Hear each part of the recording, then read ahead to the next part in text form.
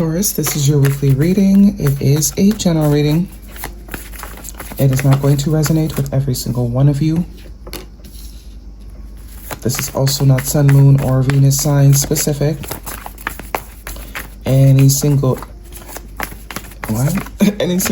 No, that's not what I usually say. Any Taurus placement that you resonate with, some of the messages may also resonate with you. At the end of the reading, I will pull you some oracles, give you a little bit more guidance for the week. I do only take jumpers, so I appreciate your patience. And time is elusive. We are all on different timelines. For some of you, this is old news. For some, this is happening now. For others, could be more future focus. Take what resonates, leave the rest alone. First card for you of the week, strongest energy, we're looking at the 10 of Swords. Followed by the 7 of Wands, major arcana, the Hierophant. That is your energy. Queen of Swords, Gemini, Libra, Aquarius. So, whoever you have walked away from, absolutely necessary.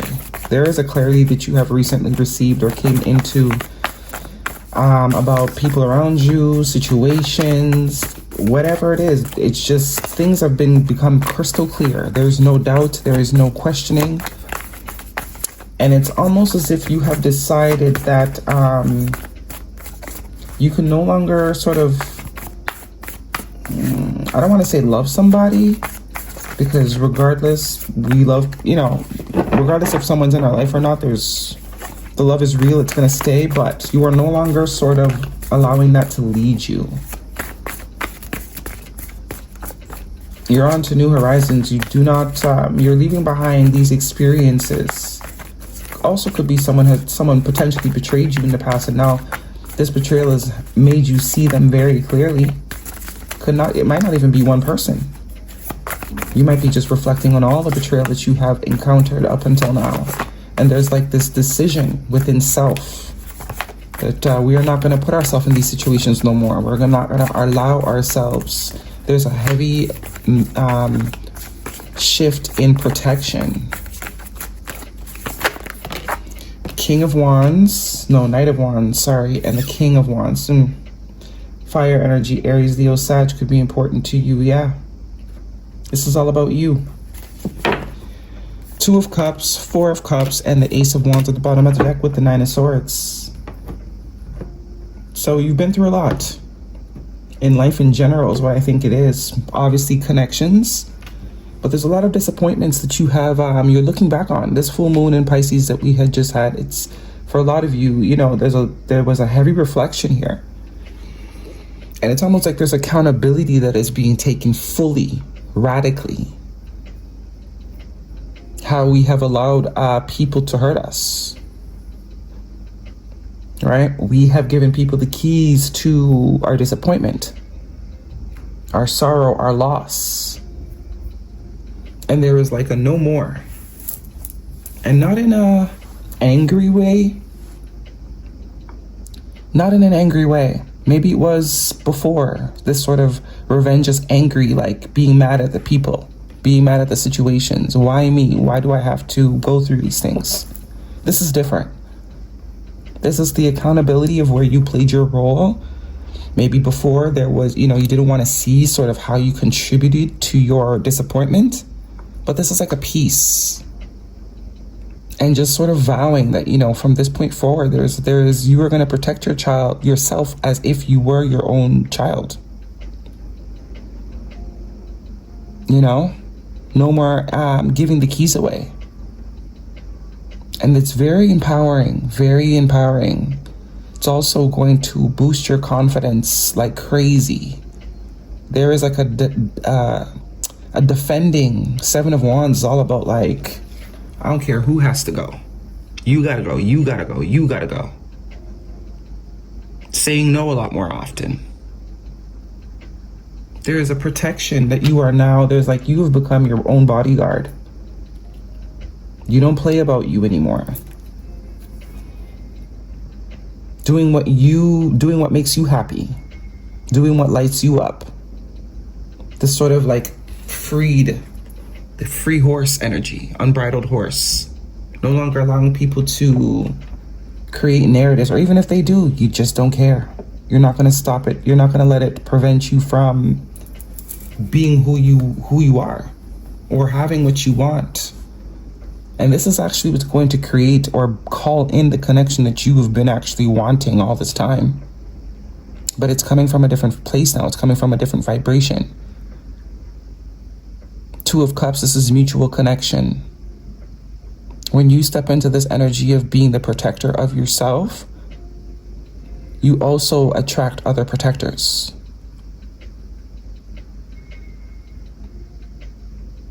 Because it's been a struggle. Nine of Swords. This is very heavy energy. Lots of sorrow, lots of sadness. It might have been at a heightened point, especially with all this energetic astro planetary stuff going on. It's like it's reaching a point and it's going to slowly start to sort of descend. You're starting to have a different relationship with your sorrow. You forgive yourself. And I think that's what it's been up until now. The projection of being upset that people have come into your life and treated you a certain way, it's really because you've betrayed yourself. You know? You have betrayed yourself. And now that you have this clarity, now that you see it differently, now that you're taking acceptance, you're no longer going to be just giving people keys to your life, giving people keys to your heart. And you're not going to feel bad about it. You're going to feel a lot more comfortable saying no and you know, doing what's best for you. Maybe there was a guilt there. That's what kind of kept you allowing people to do the same ish over and over to you. Because the guilt, and the guilt is really that inner child guilt of not being protected. So you just want to protect everything. You want to give everything the chances you wish you were given. You don't want to give up on people because maybe you were given up on so many times. But this is having a different relationship with that. Because you cannot defend people that do not defend themselves. You cannot defend people unless you are able to defend self first. Building that connection with the self is what really allows or influences people or draw people that do want to defend you, do want to protect you. Because I do see a connection here. Two of Cups. But it's when you really just, you know, you're going about it from a different perspective. You're going at it from a different angle. Guidance, please, for Taurus, if this is romantic. You're taking a different approach to it. New love. A new person has stirred your romantic feelings. And calling in your soulmate, your prayers, affirmations, and visualizations help bring you together. Definitely, there's a different approach. There's a different vibe that you're emitting. It's this sort of no one owes me anything. I owe everything to myself. And the minute I sort of see that, you know, you're not able to honor yourself, I already know you can't honor me. And because I honor myself, I let you go in love and light. Because you're seeing it's no longer about you, it's about them. It's all projection. We all project. So you're detaching yourself from that projection. You're no longer internalizing it because you were doing the work to heal the wound. Seek support. You don't have to bear everything alone. And compassion. Compassion is the warmth of the soul. Give it to yourself and others.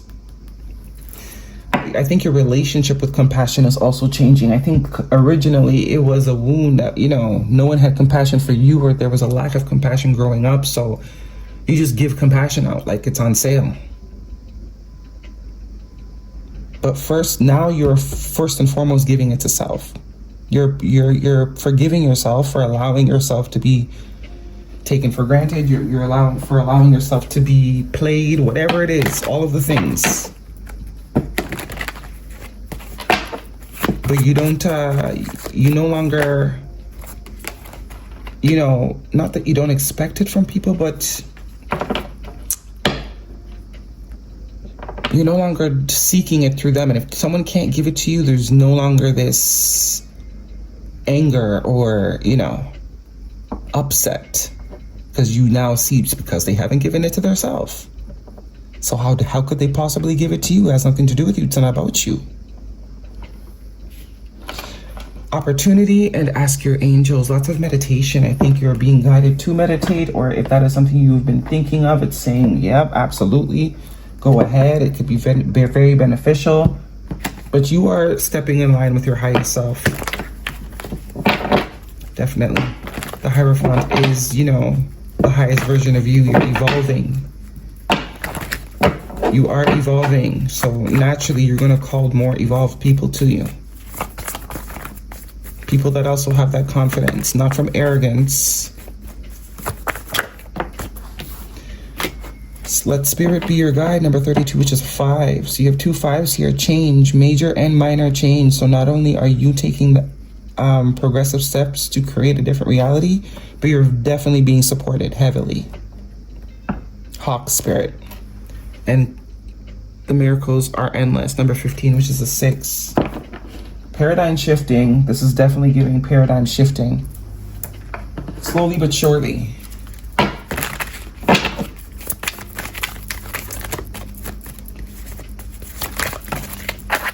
Emotions, like waves in and out, crashing, unpredictable. Yeah. These transits and eclipses and full moons, trust me, they're doing a doozy on the collective. But that's the whole point. That's the whole point. They're meant to do a doozy. They're meant to, you know, shake out the last bits, or everyone who's sort of been resisting or projecting, externalizing. It's like, nah, It's all about you, honey. It's always been about you. Processing grief. My losses prove how deeply I loved.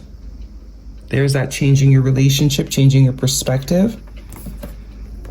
And healing heartbreak.